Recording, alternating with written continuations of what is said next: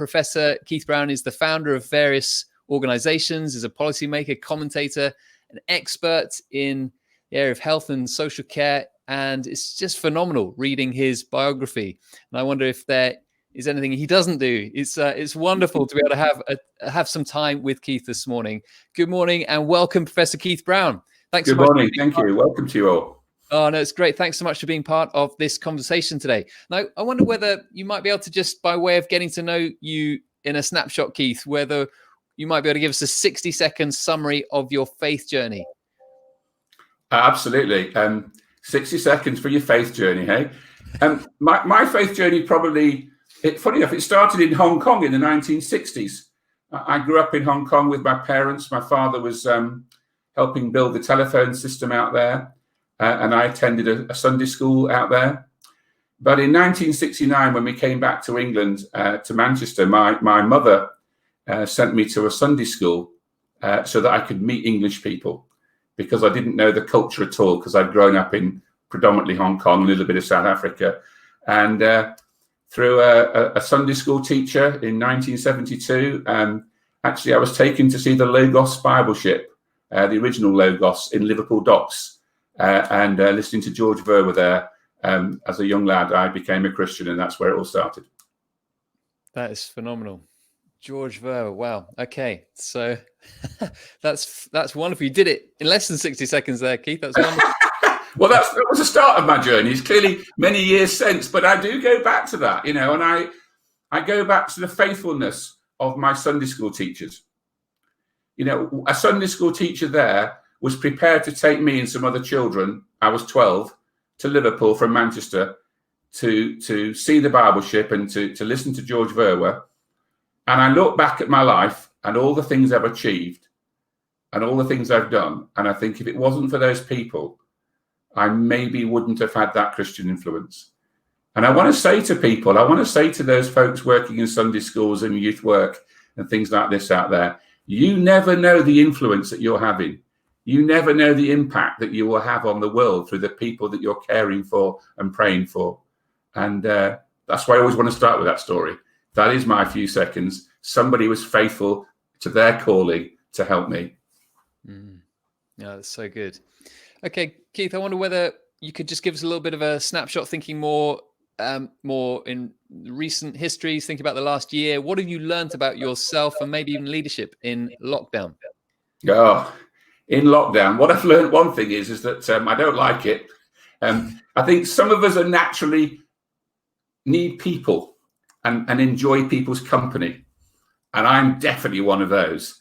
I love the interaction with people, working with people, being involved, leading teams. And yes, you can do it online, but I'm not wired up that way. I really do miss human company and human contact. And my son is an adult now, has grown up, and he lives in Wales, and my wife's parents are in Kent, and we've not seen them for months. And there has been a real sense of almost a bereavement loss of that contact of loved ones and near ones. In terms of work, I think it is interesting because it's relatively easy now to have meetings and to speak to lots of people. I mean, this is an example of that, isn't it? We're not having to travel on the train to turn up in a venue to deliver at a conference of 50, 100, 200 people. We can use technology in all sorts of interesting ways. But I'm longing for coming back to an element of normality, if the truth be told.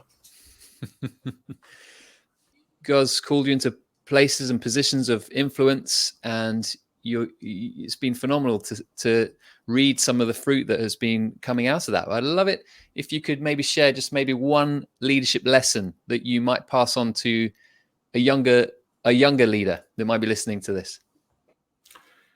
Matt, when I was 15 years old, I can still remember almost on a nightly basis praying at the end of my bed, something along the lines of, "Dear God, please help me choose the right O-levels so that I might shape my life to serve you more effectively."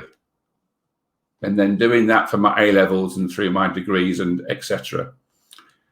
I grew up in relative poverty, council estate called Wythenshawe in Manchester. and a handful in that area.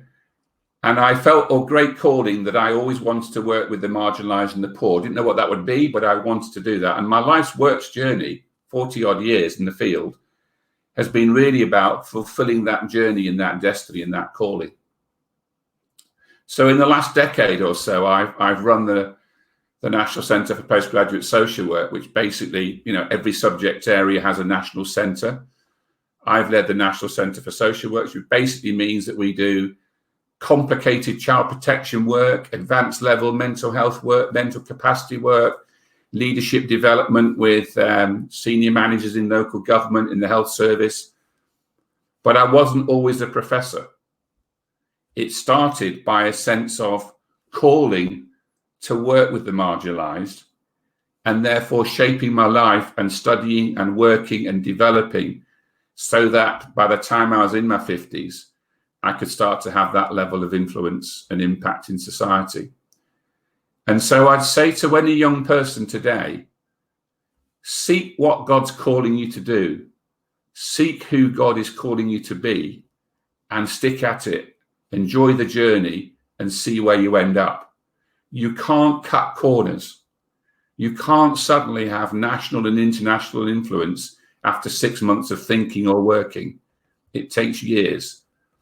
I've written 35 textbooks, hundreds of papers, worked all over the world, but it started in that journey on the Logos, listening to George Verwer. It started with praying about my future as a youngster at the bottom of my bed, and it's been a journey ever since. So to any young people out there, any students, any young people, seek God's calling for your life and keep seeking God's calling for your life. And keep enjoying the journey as it unfolds for your life. One of the things I've been thinking about is that that question of calling, it can sometimes be a bit of a loaded term, and I sometimes find that when I in discerning one's calling, I often encourage people to think about what are they praying for? What do they find themselves consistently coming back to in prayer? Something that maybe moves them in prayer, something that sometimes they find themselves, passionate about in prayer, or even move to tears in prayer. That sometimes indicates something of where God may be at work or highlighting something of a calling. I just wondered, do you have any other insights or tips for people that may be in that process of discovering where God's calling them in their life and how they can move into that? Yeah, my first comment would be, in a sense, don't over-spiritualize it. Don't expect a bolt of lightning to come wham and suddenly it's all sorted. I think you're right. Sometimes it just sort of starts to happen around you. So for example, a few years ago, my mother, who had early stage dementia, and we're talking 6-7 years ago, I started to recognize that she was financially scammed. She was losing money to road traders and all sorts of things. Now, as somebody who was a professor of social work, who had written the National Safeguarding Framework for the government, I suddenly thought, oh, this is an area of interest. And I started to hunt around, and I discovered that there was very little known about financial fraud and scamming. It's on the news all the time at the moment, and we've got the new stuff that's coming out about the scamming of vaccine injections and tests and these sorts of things. But trust me, 7 years ago, there was very little known or researched about this area. So the more I looked into this and the more I realized the great hole in terms of understanding and research, I thought, right, I can have a go at that. So I started to meet people of significance and influence, and I hooked up with the National Scams Fraud team and the Chartered Trading Standards Institute, and I said, look, this is a big area, I can help. And within 6 to 12 months, I was leading the national research into that field and have been for the last 6 or 7 years. So sometimes it's as random as it was my mother. Does that make sense? It's how can I respond to what I'm seeing? How can I respond to what's going on around? And what skills and abilities can I bring to it? But it comes back to that journey again. You need to keep doing the groundwork so that you can keep moving up on the next stone, the next step, and the next step, because you're trusted, because people feel that what you have to say is credible, reliable, and valid. And one of the things that I specifically have noticed more and more recently, most people in the world know there are problems. You don't have to look very hard on the news to realize there are many issues in all sorts of fields that need to be tackled. And policymakers and leaders and politicians are also looking for answers to those problems. But what they're afraid of is having their dirty linen washed all over the media, all over social media, all over TV, all over the radio. They want, therefore, to be able to access credible, reliable information from people they can trust and work with. Build trust, build your reputation for excellence, build your reputation for being trustworthy. And people will amazingly come and ask you to do all sorts of things. And before you know it, you've got levels of influence that you could hardly believe was possible, because God can take you into those sorts of places. Keith mentioned a little bit about our conversation we had earlier about building trust versus sometimes, flipping that round and lobbying. And just say a bit about that, because I thought that was fascinating. Yeah, I think one of the biggest lessons I've learned about leadership and influence in the last few years is policymakers, civil servants, leaders in health and welfare, government ministers, they're world experts at sniffing out lobbyists. They get lobbied to death. Everyone is trying to lobby them for their particular angle. And therefore they are very good, and they've learnt the ability to listen to lobbyists and frankly just ignore them. What they want is people they can trust and people they believe have answers to the problems that they're trying to deal with at the time. And I think as Christians, we've been too quick sometimes to go into lobby mode. We think that because we're Christians and we've got righteousness behind us and we've got God behind us, we can just lobby on all sorts of issues. And although it has some value, it's very, very limited. What we need is Christians to say, I'm passionate about this. Rather than just lobbying, I will develop the expertise and the trustworthiness so that I will be listened as a trusted ally in that process, so that I can make a difference. And I cannot emphasize that enough. I think as Christians, we need to start developing people of credible influence, people who are the leading authoritative voices in all areas of our lives, so that we have that influence as godly men and women. Yeah, that is excellent. And it's quite interesting, because I think we're in a generation that is instant. We want, quick wins. We want the life hacks. We want shortcuts.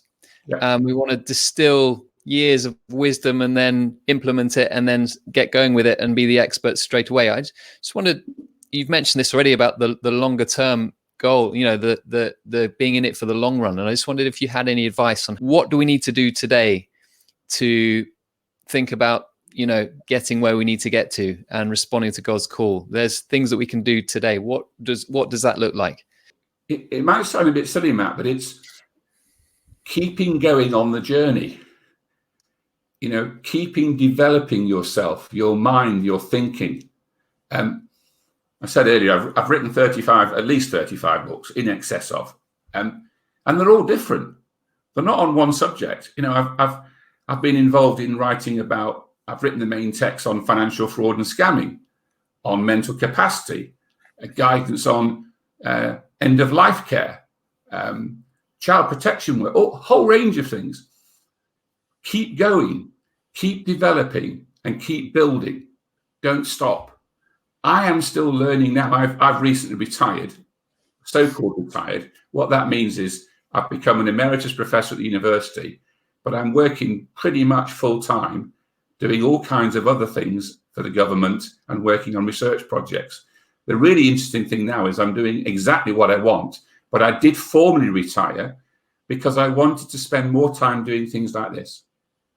I wanted to take some of the expertise that I've got in working in health and welfare and leading some of the debates and the construction of policies around that, and helping the church to understand how it might better respond. So, for example, Matt, what I mean by that is I was involved in writing the National Safeguarding Framework for adults. I've done a lot of work in the safeguarding field. And I wanted to make some of that understanding and knowledge available to the church. Because let's be honest, the church has got some issues it's got to address and deal with regards to safeguarding. I've written the national guidance on next of kin, advanced care planning, end-of-life care planning. And actually, we as churches are some of the best people in terms of dealing with funerals and bereavement and that sort of pastoral care. And so I want to try and make some of that understanding, knowledge and wisdom that doctors, nurses and social workers use up and down the land as national guidance available to the church. And so I'm still morphing, I'm still adapting, I'm still changing. I'm not stopping, if that makes sense. It's a journey. And I'm in a new chapter of that journey, hopefully trying to help the church do certain things slightly more professionally, for want of a better phrase, and upping our game in those areas. We've addressed some of this already. You have addressed some of this already about building trust in the workplace and making sure that trust is sort of the foundation before we can speak into that, speak truth and the good news into that. But we're all called to be salt and light in the different places we find ourselves. Some are going to be homeschooling today. Some are going to be on Zoom meetings back to back. Some are going to be, working, doing consulting or, with their clients. I just wondered what advice have you got for us in our different locations to be just salt and light wherever God's called us? Salt and light, to me, one of the things about salt is useful when it's salty, and light is useful when it's got light. You don't want a dim bulb, and you don't want salt that's not very salty. So I think the first thing I want to say is, a part of this building trust, whatever it is you're doing, if it's homeschooling, if it's Zoom meetings, if it's just what you might perceive to be a smallish task, do it well. Make sure that whatever you're involved in, you give of it your best. I think we sometimes, particularly in the British culture, we don't like sometimes to be what I call tall poppy syndrome. We don't want to be known as being that good. We want to hide in the crowd. Salt and light is not about hiding. Light penetrates darkness. Salt has an impact. And I think we've got to learn to be faithful, trustworthy, and good at our jobs by putting everything that we can into those things. Do not be afraid of standing out. Standing out because you're faithful. And what I'm trying to say is, do it from that position of faithfulness in whatever you're doing. And that will give you, and that will earn you the right to speak into other things. I have rarely ever, certainly at governmental and governmental departments, gone in there saying, I am doing this as a Christian. But many, many times people have said to me, Keith, what is it that motivates you to keep going in these areas? And the answer is, well, that's because of my faith. Next question, what do you mean by your faith? Well, this is what I mean by my faith. And before you know it, you're in and are going. Build the trust, build the reliability, build the consistency. Do whatever you're doing well and enjoy the ride as God opens up doors and windows for you to be that light and that salt. Okay, so just thinking more practically thinking about leadership, thinking about the decisions. You're making decisions, have done regularly, rapid fire decisions. Leaders need to make decisions. And just wondered, how do you consistently make good decisions? I'd love to get a little insight into your process. What does that look like? Consistently making good decisions. Well, I wish I could say I did consistently make good decisions. But the point is, Matt, I have to make decisions. I am asked to make decisions. I am asked to make complex and difficult decisions. Any fool can make an easy decision. Should I cross the road when the light says red, don't cross? is not a difficult decision to make, i.e. don't, it's dangerous. The hard decisions are the decisions where it's not clear whether you should go left, right, or straight on. So I come back to any fool can make an easy decision. The wise person is the person that's having to make decisions when they're not clear, they're not obvious, and they're difficult.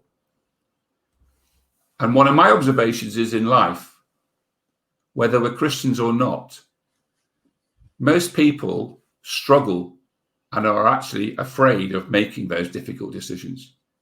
They want to defer to somebody else to make the decision so that if it goes horribly wrong, it's not their fault. We don't like carrying responsibility. We don't like the burden of that. And therefore, I think actually leadership in our society is not as prevalent as we would like it to be. A good leadership is not as prevalent as we would like it to be. So how do I consistently make good decisions? Well, first of all, I just make decisions. I have to keep making them. Some of that is based on lots of experience, and you make more complex decisions the more experience that you've had, because you have gut instinct. I actually wrote a book with a colleague of mine called Critical Thinking and Decision Making. And what we were looking at was those critical decisions and decision making about, should you receive a child that's been abused into care or not? If you bring the child into care, is that the right decision? Is that the wrong decision? If you leave the child there and the child's killed by the hands of the parents, you'll be accused of making the wrong decision. If you take too many children into care, you'll be accused of, again, making the wrong decision. What was interesting in that, Matt, was the realization of the power of what I call gut instinct. We often look for structures and systems and processes to help us make our decisions. Often our gut instinct is actually very good at helping guide whether we should or shouldn't make the decision to go left or right. We can very quickly ascertain whether we like people. Indeed, we discover, ascertain whether we potentially love somebody or are attracted to somebody without an essay being written, just with a few non-verbal cues that sometimes we don't even know are being given off. Gut instinct is very powerful. Learn to develop your gut instinct. Learn to develop that sense that God's prompting you. It won't be a lightning bolt, but it might be that prompt. But learn to make decisions and keep making decisions.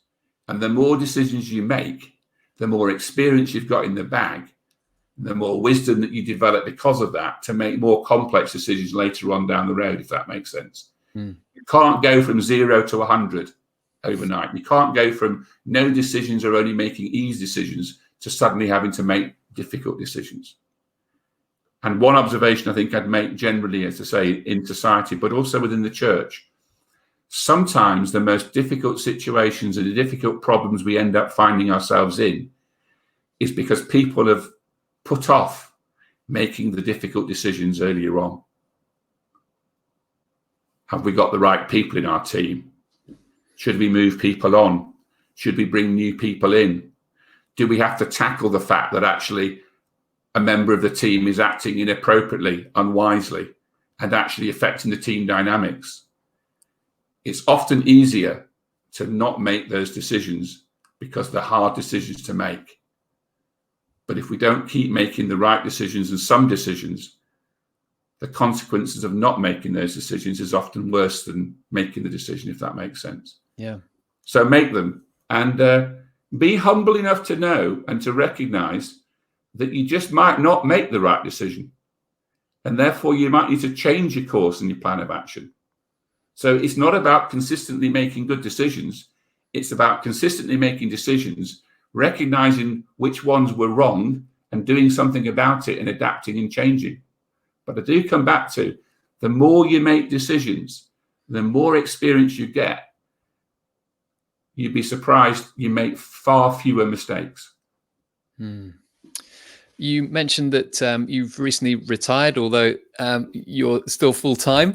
And I'd just love to know if you had any advice for people, just starting out in their professional career maybe in ministry as well, thinking about resilience, such a key word, such a hot topic, resilience, in these times. I hear a lot of people talking about it. Have you got any advice for people looking to, to be in this for the long game, and to build up their resilience? The best bit of advice I've ever heard, I'm into sport. I love sport. I love cricket in particular. I've just been checking out the England cricket score in Sri Lanka and hoping we catch up on those runs. I once listened to the England cricket team sports psychologist, and he was talking about the cricketers that he'd worked with. And he was talking about people's ability. And he was saying how many people he'd worked with that lacked the ability, that had a massive amount of ability, but never quite made it. And so he was asking the question to us all, what's the difference between those that make it and those that don't make it as elite sportsmen? And he'd worked with Alistair Cook and James Anderson. And he decided, and he came out with the phrase that ability was not the single most important determinant about whether you were successful or not. And he put it down to these three things. He said, it's about character, attitude, and resilience. And I often turn that round. Have you got a Christ-like character? Is your character embedded with a godliness? Do you have a Christ-like attitude? And then resilience. Too many of us, even with faith, the foundations of our lives are not actually based on the rock that is our Lord Jesus Christ. They're based on all sorts of other worldly things. How much money have I got? Am I liked? Am I attractive? Am I doing well? Resilience can really start to come when we learn that we have a God Almighty who created the whole world, who's in charge of the whole universe, and yet individually he cares for us.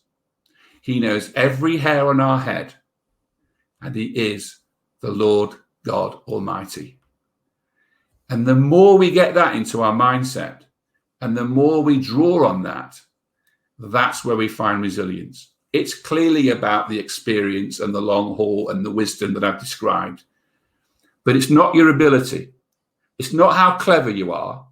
It's not how strong you are. It's not how able you are. It's your character. It's your attitude and your resilience. And that's what the leading sports coaches now recognize as the single biggest determinants to high performance athletes. And that's also, as I try to put it into that Christian context, a Christian character, a Christian attitude, a resilience because we base our lives on the rock that is Jesus. That's what makes us strong. That's what helps us cope with difficulties and dilemmas and winds and storms that affect our lives. Oh, wonderful. That's so good. We're going to be coming into a close in a moment, but love it if those that are watching feel free to post a question. And there is a couple of questions already, but I'd love, before we get there, final question from me, Keith, and that is thinking about this current situation we're in, and thinking about, the shape of the church and the UK church over these coming years. Where do you see God at work now and in the future? Where do you think there's going to be new life springing up in and through this time? I think the last few weeks and months have really shaken the world. They've really shaken our society. Things that we've held dear as, how the world would develop and how societies will construct themselves have been deeply shaken. We could not have imagined 12 months ago that we'd have been through these last 12 months. The economic turmoil, the personal turmoil, the pain, the loss, the number of deaths, the number of illnesses. We could never have foreseen that. So therefore, we are in a moment like almost never before, or certainly not for decades and decades, when people are seeking answers to questions that they wouldn't have even wanted to have asked before. And we, therefore, as church and as Christians, have the opportunity to be bold, to speak light, and to be salt in difficult situations. And so it'd be my hope that actually another generation of people will rise up and be prepared to speak into these situations. I'm personally still longing that there are Christian young people in there who are prepared to walk a similar-ish journey, not the same journey, a similar-ish journey to the one I walked. Where are the next Christian professors of social work? Where are the next people that are going to be dealing with some of the really complex and difficult scenarios that I have to deal with on a weekly and a monthly basis? Just in this last year, I've had to deal with policies on asylum seekers in temporary accommodation, rising numbers of domestic violence, illegal transportation of human organs for transplant in the private sector. Can I say that again? This is where people's organs are being taken out of them, either when they're alive, we're whipping out a kidney, or the deliberate killing of people and moving human organs around. Dealing with issues of gambling, the impact of gambling on people's lives. All these sorts of issues are massive, just enormous. And I've got a meeting this afternoon where we'll be discussing some of these issues in the NHS at a most senior level, a national level. And we'll be looking for solutions and answers and information to know how we can better support and help people in these situations. This is the time for the church to be bold. This is the time. We need more than ever. We don't so much need Christian leaders. I see you, Matt, as a great Christian leader, somebody giving of his time to set this seminar process up. What a great thing to have done that. But we, as well as needing Christian leaders, we need leaders who are Christians. We need people not saying the only form of decent and good Christian service is to be a Christian leader. No, that is important. And some people are called to be Christian leaders, and it's great that you are.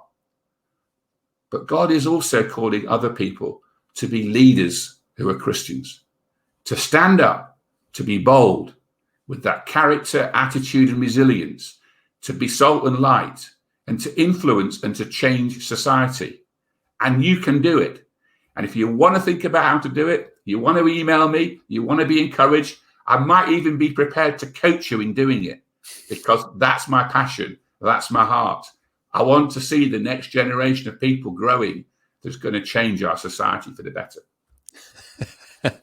I'm looking for the emoji to a hand clap to say that's fantastic. I love that. I love your passion for this. It's so good. And actually, there's someone who's asked a question on influence. We talk a lot about influence today. I'm hoping I'm reading this question right. I hope we talk a lot about influence today, but is it making an impact? The question about mentorship and discipleship, which would you say is more important, or where do we need to be focusing our time? Mentorship, discipleship, I guess it sort of rolls together, but I guess the question is about, we talk a lot about influence, but is it bearing fruit? How can we really see impact? And I guess you've been talking lots about this, but any comments on that, on mentorship, discipleship? We do need mentorship and we do need discipleship, don't we? I think we particularly need it when we're younger. I've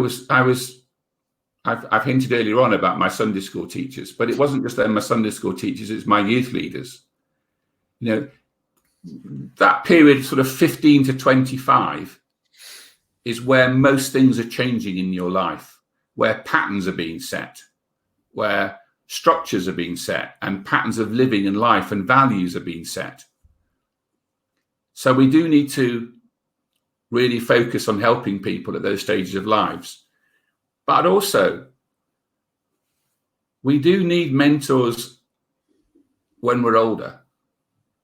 Whether we call them mentors, whether we call them friends, whether we call them people that we trust, But we certainly need people who are prepared to speak truth and to tell us the truth, particularly if we're acting in a rather foolish way. And so we do need to build those systems and structures around us. And I think particularly for Christian leaders, I think it can be a very lonely situation, particularly if you like leading a church. Who are your friends? Who are the people around you? And I think therefore you have to work even harder at ensuring you've got people that you can hold yourself accountable to, even in a friendship basis.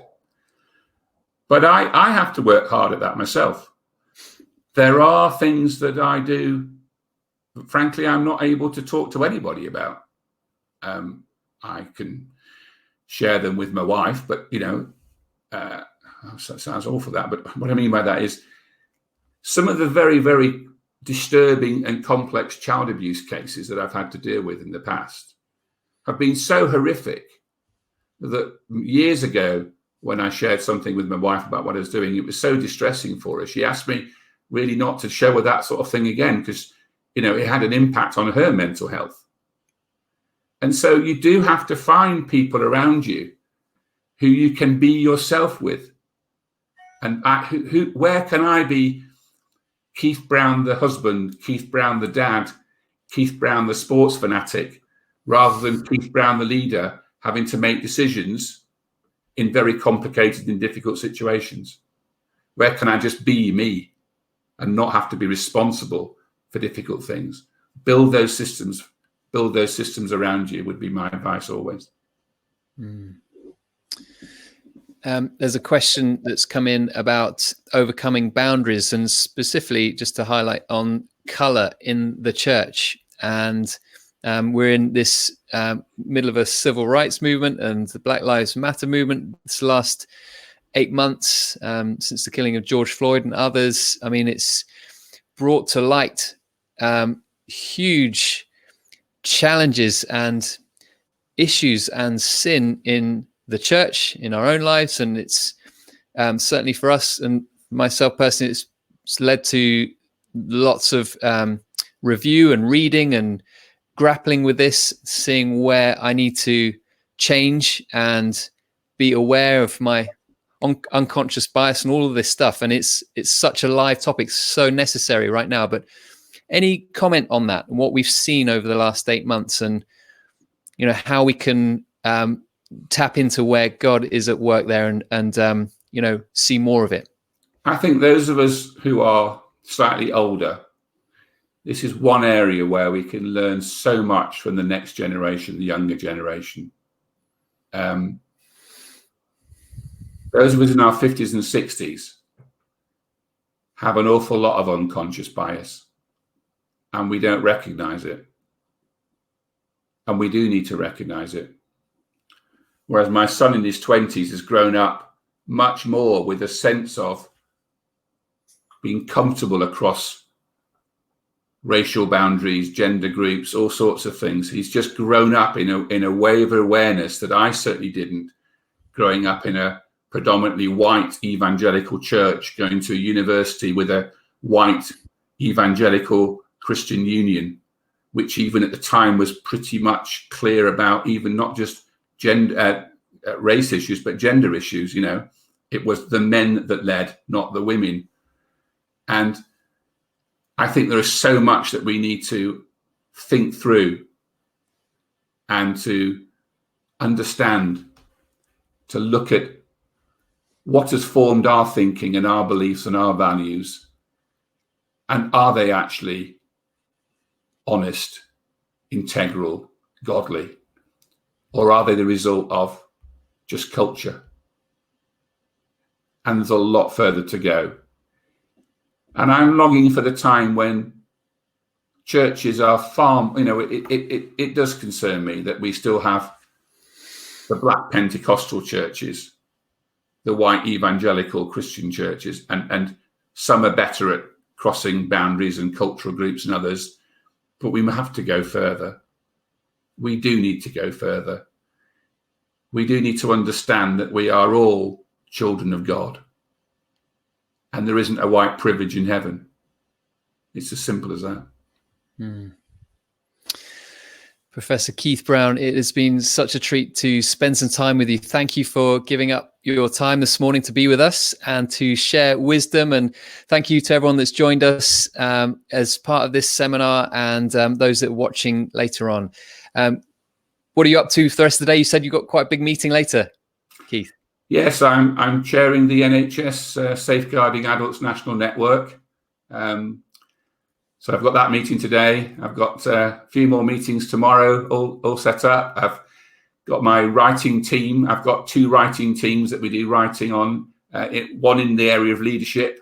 I'm also writing some more guidance on caring and valuing up for older people in the church. I'm really concerned about how often older people drop off the radar when they lose their sort of almost economic value, or they almost lose their human value, and we don't know how to sort of involve them properly in the church and engage with them and listen to their wisdom.